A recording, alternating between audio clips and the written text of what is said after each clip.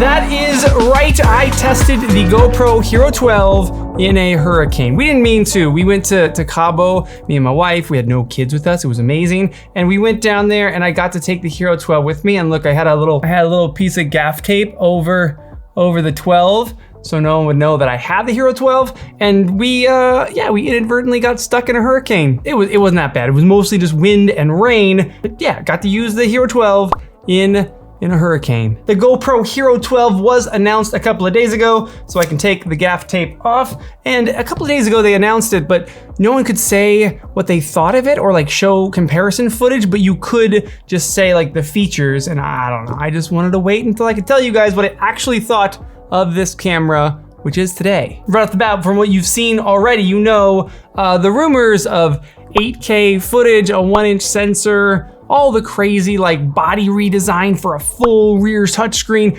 Yeah, none of them were true. Pretty much none of them are true. I think the only one that was true is that this camera is now $399 and there's no like subscription fee. So everyone gets it for $399. I think that's the only rumor that I saw on the internet that was true about this camera. Today though, we are going to go over everything that actually is new with the GoPro Hero 12. And yes, there will be a separate video for a DJI Action 4 versus GoPro Hero 12 video, but subscribe and ring the bell so you get notified when that goes live. That video is for sure coming. But today, again, we are going to talk about the GoPro Hero 12. We were going to talk about everything that is good.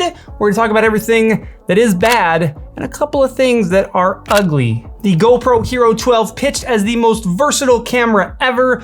Let's talk first about the good. I think I got 10 things in this category. The first one is 2 times longer run times on the Hero 12. Now, if you look through this chart here, you will see kind of what they mean by that. And the main two that they are looking at is 5.3K 60 frames a second and 4K 120 frames a second. But you'll notice on the chart that they are both listed as thermally limited, which means that what they're saying is that in 5.3K 60 and 4K 120, the GoPro Hero 12 will see 2 times longer runtime than the GoPro Hero 11 before overheating. So it's not that it's like the battery is dying, it's just that they're saying that they did a really good job at addressing overheating on this camera. But because again, these are listed as thermally limited, we're talking about overheating here, that means that those times are very dependent on ambient temperature, frame rate, bit rate. Like there's a lot that can change versus real world usage to in a lab perfect conditions usage. And in real world testing with this camera in like really good conditions, 70 to 75 degrees ish with lots of airflow moving around the camera. I was moving along. I wasn't just sitting in place. I was seeing up to 52 minutes on average in 5.3K 60 before overheating and 37 minutes in 4K 120 before overheating, which is significantly better on the Hero 12 from my real world testing of the Hero 11. Hero 11 at 4K 120, I would usually see, I think on average, about 22 minutes. So we're going from 22 minutes to now 37 minutes at 4K 120. That's a big leap considering that we have the same sensor, same processor, same battery. So all of that's just being done with software. I might make a whole video on overheating and include the Hero 12, although I will say that the last time I made an overheating video, it was a nightmare and it took forever. Okay, number 2 in my good list is GoPro is really highlighting the 8x7 sensor in the Hero 12. Again, we had the 8x7 sensor in the Hero 11, but the Hero 11, it used it in a way where basically you could shoot 8x7 and then you had to take that into post, and in post you could make it vertical or horizontal, like lay it onto there and move it up and down or side to side. And on the Hero 12, they added a really clever trick. If you flip over to easy controls mode by just swiping down and swiping over, tap on controls and flip those to easy. Now when I go back into my normal mode, I have a new shortcut menu on the screen. If I tap into it, my options are either full frame framing, I have widescreen framing, and I have vertical framing. Vertical video, holding your camera in landscape mode because of that 8x7 sensor, it is going to record it to the SD card as a vertical video. So you're not getting that 8x7 censored video and then cropping it, it crops it for you. And while personally, I don't think that I'm gonna use this that much, I pretty much edit almost all my footage in post. I do take it into Premiere and I do some editing there. It is a clever It's a clever feature to have built into the camera, and I think most people are gonna get a lot of use out of this. Also, I should say, while we're talking about that 8x7 sensor mode, that mode is now available in almost every mode on the camera. So whether you're shooting in regular video mode, in photo mode, in time warp, time lapse, night effects, all of that can be done now with that 8x7 sensor. On the Hero 11, that 8x7 sensor was limited to just a few modes, and now on the Hero 12, it's pretty much all modes you can use that 8x7 sensor. Next up at number 3 is one that I am actually super stoked to use myself, and that is interval photo mode. And when I say that, you might say like, oh, we've had interval photo for a long time in the time-lapse menu, but how GoPro's camera was using it was basically, it was taking photos at a set interval, but it was trying to maintain a consistent exposure white balance over the entire set of images. So if you shot 300, 400 images, GoPro was trying to make that so that if you took those into post and you turn it into a time lapse, that it would look seamless. There wouldn't be any like weird jumps in white balance or exposure. And now with the new interval photo mode, it is treating each photo individually. So it can take one photo 1 second, and the very next second, it's gonna completely reevaluate the frame for white balance, for exposure, for everything, and take a new photo. 1 second later, it's gonna do the same thing, completely reevaluate the frame, treat it as an individual photo, and then take that photo. Number 4, we now have HDR video on our GoPro Hero 12, which I'm pumped on because you're usually using GoPros and action cameras in general in very high contrast situations where the brights are very bright and the darks are very dark. So bringing HDR into the mix here, what it's gonna do is basically just help you retain information in the highs and be able to pull some of those shadow details up from the lows. Most people are gonna struggle to see the difference, I think, between HDR video and regular video mode, just because again, it's an action camera, it's a small sensor, but those that are really trying to get the very best quality out of their cameras possible, I think you are gonna see a pretty significant bump with that HDR video. Here's a GoPro Hero 12 shot without HDR video on, and here is one shot with HDR video on, and I think side by side, you can totally see the difference, and you can really see that HDR video, it does matter. Number 5 on my list of things that are good with the Hero 12 is AutoBoost has been improved a little bit. AutoBoost is basically within the stabilization mode. We now have HyperSmooth 6.0 from HyperSmooth 5.0, just more smoothing. The stability in this camera was already bananas. The stability in this camera is equally bananas, if not a little more bananas, with again, the main feature being an upgrade to AutoBoost. All right, here is an AutoBoost demonstration. What we should see as I run along here is that right now, I'm not moving at all. The camera is very steady, so the frame is nice and wide. But as I start running, and I'm really gonna exaggerate, shaking the heck out of this pole here, it should crop in just as much as it needs to. And then as I slow down again, as I get stable again, it should widen back out. Now I'm actually even having a hard time getting it to where you can actually see how much crop. So I'm really gonna shake it this time. Let's see if we can see the crop happen. Really give it a good go. Oh, that's gotta be cropping in. Oh, I'm shaking the heck out of that thing. What does that look like? That's gotta be crazy. Did it crop in a little bit, and then when I stopped, did it go out? That's how all digital stabilization works. So the more stabilization you want, the more you have to crop in to that larger rectangle. What AutoBoost does is dynamically adjust the size of how much you're cropping based on how much that outside box is moving around. So the more the camera shakes, the more it's gonna crop in to compensate. And then as the camera stops shaking, it's gonna zoom back out and you get a wider image. And it does a pretty good job. For the next one, I need my AirPods. Hey, real quick, let me thank the sponsor of today's video, Snap Mounts. If you guys have a GoPro or you're looking to buy a GoPro, you should get Snap Mounts. We're gonna talk a little bit here about GoPro's new mounting system, or kind of new, but trust me, Snap Mounts is still the very best way to mount your GoPro and to be able to easily move it from mount to mount because of magnets. No more dealing with thumb screws or any of that kind of thing. You wanna flip your GoPro over to your pole mount,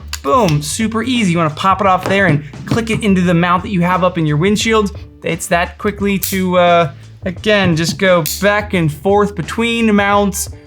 No more having to deal with thumb screws. And for those of you that are like, I'm way too gnarly for magnets, there's no way magnets could hold me, they've got this adapter. Check that out there. See this adapter? It's got hooky bits on it. It's called their locking adapter. You put it in sideways, you twist it into place. I have gone snowboarding with this, I've gone surfing with it, wakeboarding, I've had it on the outside of my car at like 70, 80 miles an hour. And the locking adapter, it's not going anywhere. Nothing you can do is too gnarly for the locking adapter. I have loved snap mounts for years, and it's been super rad to see how many of you guys have picked up snap mounts and then commented on my videos, just telling me like how much they've changed your daily use of your GoPro. I am a person that has multiple mounts. I also sometimes have multiple GoPros. This one is in the Media Mod, has their Media Mod base plate on it, and I can move both my cameras between all my different mounts super quickly and super easily. Again, with magnets. If you wanna check out snap mounts for yourself, go to the first link in the description, go over to snapmounts.com, and you'll see they have a bunch of like packages built out. One of them is their Ultra kit, and it is like everything snap mounts. It's kind of amazing. Okay, thank you Snap Mounts for sponsoring today's video. Back to all things good on the Hero 12. Because the GoPro Hero 12 is now Bluetooth headset compatible. So I can take my AirPods and I can actually pair these headphones. Oh, my iPad's trying to pair it and my GoPro's trying to pair it. I can hear it. But essentially you can pair your AirPods or other Bluetooth headphones to your GoPro, and now your AirPods can act as an audio device for your GoPro. Okay, here is a little audio test with my AirPods Bluetoothed to this GoPro. This GoPro right here, this is just the audio straight out of the GoPro, the microphone built into the GoPro. And then this GoPro over here, I have my AirPods beaming wirelessly to them. How does it sound? How does it sound with my AirPods hooked up to the GoPro? The tests that I've done so far, I'll be honest, I'm not super impressed with the audio quality that this is giving me. But in a situation where the camera was mounted on the outside of the car or something like that, obviously this GoPro would really struggle. Or if I was to say turn around and be talking to somebody else while this was filming me, the GoPro that just has the built-in mics would struggle a lot. While the other GoPro, I'm just beaming wirelessly through my AirPods to that GoPro. But quality-wise, what do you think of the quality? Personally, I'm not super impressed with the audio quality that I'm getting out of these. I don't know that I would use it for much. Again, unless I was in a situation where like my camera was on the outside of the car, I was on the inside of the car, and this was the only way to either trigger my camera or to narrate into my camera. Number 6 on my good list is on the bottom of our GoPro, we have now added a 1/4-20 mount. We do still have our traditional flip down feet that we've had for a very long time now, but if you can look right between them, right between those two is a little screw mount for a 1/4-20 mount. It's funny because I remember, I think I made a video on this like a while ago where somebody was making this exact mount. Like somebody made these feet that had a 1/4-20 in the middle and the flip down feet. And I think I made a video replacing my normal GoPro feet with these GoPro feet. Yeah. I can now take a tripod plate and I can screw this directly to my GoPro now. And without having to use one of the GoPro feet to 1/4-20 adapters, my GoPro can now mount straight into a tripod or into an F38 mount. All sorts of different mounts I can now use directly into the bottom of my GoPro. And again, I don't have to have that little piece of plastic that converts the 2 GoPro feet into a 1/4-20, which I'm always searching for. And then number 8, 9, and 10, I kind of saved for the end here, not because they're not amazing, but because I don't think they apply to most people, with number 8 being a new and improved Max Lens Mod 2.0. Now for me, I'm very excited about this thing. It is a little smaller, it is a little lighter than the original. Hang on, let me pop out the original. You can see the new one is quite a bit thinner than the original, but now the Max Lens Mod also allows us to shoot up to 4K 60. With the original lens mod on the Hero 11 Black, we could only go up to 2.7K 60, and now we can go up to 4K 60 with the new one. Let me flip it into Max Lens Mode. Also, the settings allow you to do Max Lens Mode 2.0, Max Lens Mode 1, or off. You can see in there, you can actually choose which Max Lens mod you are using. They are both compatible with the Hero 12. And with this on there, I can get a 177-degree field of view, which is absurd. But I can also now do 360-degree horizon lock with a super wide angle view. If you don't have this on there, the only way you can do 360 horizon lock is in linear plus horizon lock, which it's pretty zoomed in. Like when you do linear and then you add the horizon lock on top of that and you spin your camera around, it's amazing that it can do that, but it's quite a zoomed in shot. And with the max lens mod, it is a wide angle shot still, and you can twist your camera all the way around and the image stays upright. In at number 8, the Max Lens Mod 2.0. It is very cool. It is $100 extra, so now you are taking your $399 camera, turning it into a $499 camera, but it sure is cool. In at number 8. Number 9, again, not for everybody, is GP Logs Profile. Now this is super cool, having a GP Log Profile. It's kind of like the next iteration of their flat profile, which kind of is what most people used before to shoot a flat image, add saturation, contrast, and sharpness in post. But now we have the GP Log Profile, which is even better than flat mode was, but they've added LUTs. And then number 10 on my list of good for the GoPro Hero 12 is that it can now do TimeCode Sync internally. Now that is a very cool feature for people that are gonna be using these in multi-camera situations and you wanna be able to sync them in post really easily, or people that are using these on like commercial sets, movie sets, those kinds of things. There's always timecode being run so that they can sync up all the different cameras. And when you pull it into post, you're not using like audio sync to sync all your tracks. You're just using timecode and all the cameras are perfectly lined up in that timeline. Very, very cool in a commercial environment. For the other 99% of GoPro users, something you will never use. And that is all 10 in my good oh, there's a bonus. There's actually a bonus that I don't think GoPro like has not included in their marketing almost at all. But the Quik app working with the Hero 12 has a massive new feature. I actually don't know why I didn't even put it on my list, but GoPro should put it on their list and blast this out to the world. But now when you are in the GoPro Quik app and you pair to your camera, you guys are gonna love this because you guys have yelled about this for so long. Check this out. Check out the app now. You can see what my GoPro is seeing, but watch what happens when I hit record.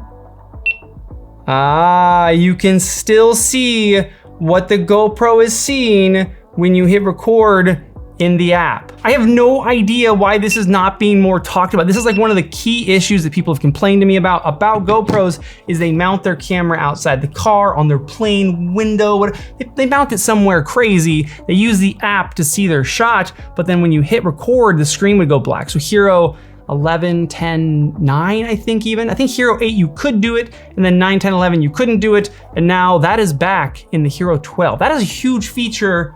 GoPro should be screaming from the top of the rooftops?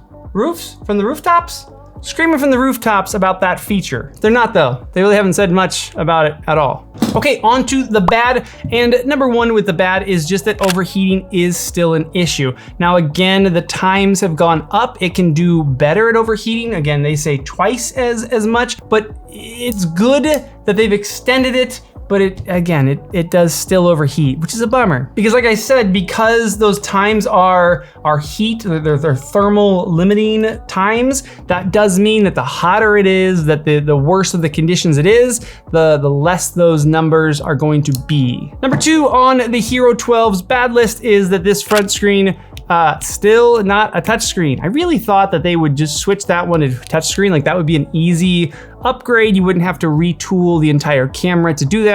But yeah, this the front screen's not a touchscreen. I do like that a lot on the Action 4, mainly when I mount this on the front of my surfboard and I'm reaching up to change settings. I can do that with the Action 4, and with this guy, I usually have to get off into the water, flip my board around because it's mounted, then to change everything. If there's like one setting I need to change, it's kind of annoying to have to do that and then jump back up my board, and now I can surf again. Front touchscreen, kind of annoying that it's not a touchscreen. Then kind of with that is number 3, which is my bad, which is still from the 9, the 10, the 11, and now the 12, is the rear screen. The touchscreen doesn't work great when your fingers get wet. Somehow this camera, the Action 4, was able to do that, where like in water, when you compare these two, I'll do more of this when we do the comparison video, but this one in particular, if your fingers are wet, you're surfing, you're swimming, you're snorkeling, whatever it is, you come up, you kind of like, you're doing that whole like, like blow it on your finger, trying to make it as dry as it can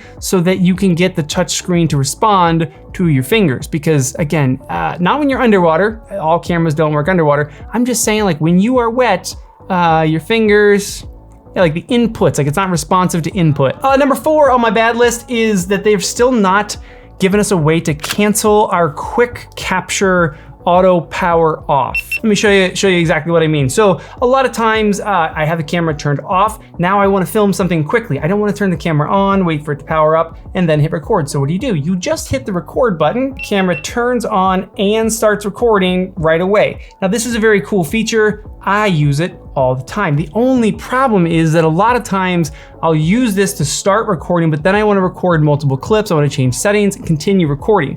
But in this mode, when I power off, when I hit stop to stop recording, it just powers off automatically. I can't cancel that power off and keep the camera on. Again, something that the Action 4 does that this guy doesn't. And again, I mentioned this in previous videos, and I was really hoping that this would just be copied from this camera to this camera. It's not, and in real world like user experience, it is pretty annoying. Number 5 on my bad list is back to the AirPods. This is a very clever feature. I really like that they added this as a concept, that you can Bluetooth your AirPods or Bluetooth headphones to your GoPro, use them as a wireless speaker.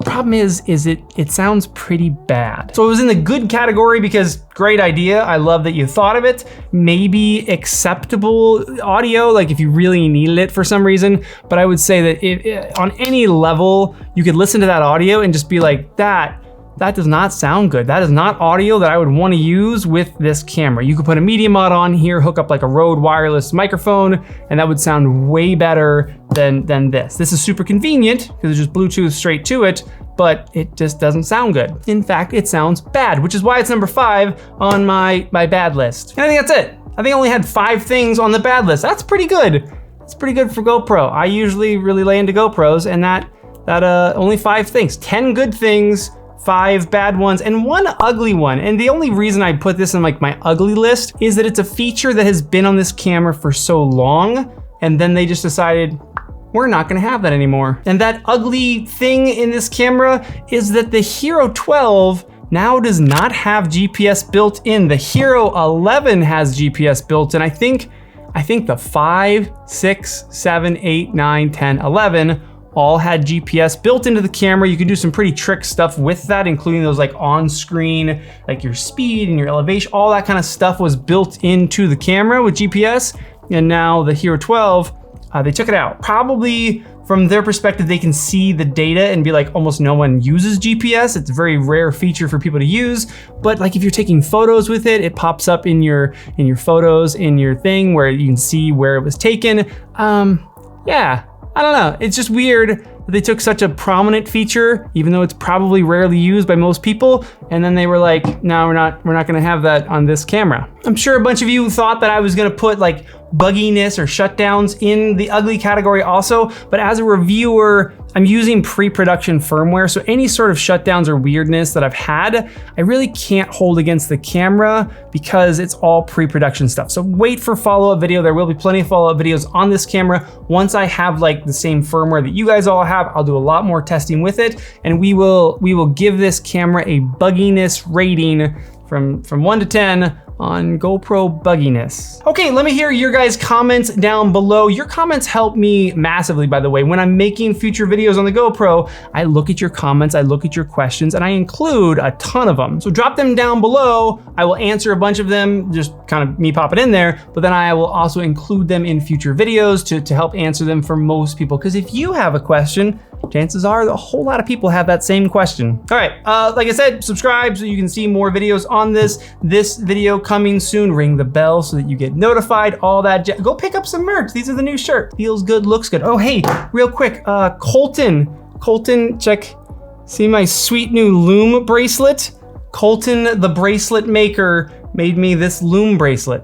Thank you, Colton. Technically, he didn't make it for me. He made it for his dad, and then his dad left it in my car, but I stole it. So, thank you, Colton. All right, see you guys.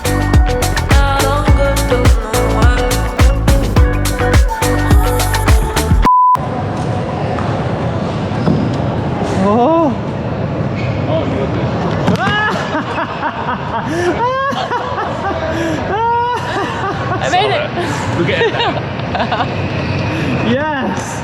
You know that'll be the end of this video. 100% we just found the ending to the GoPro Hero 12 video. It was graceful. The resort is telling us that we are gonna have 150-mile-per-hour winds at the resort. So, you know, vacation. Let's see if the GoPro can... I lost it. You lost it. You can't stop in the middle of talking and just be like, I lost it. She just finished her margarita, that's why. Maybe that's how the video ends. Maybe it's not you falling at the airport. Maybe that right there is how the video ends. Oh, we'll come back to you at the studio. What? Back to you in the studio.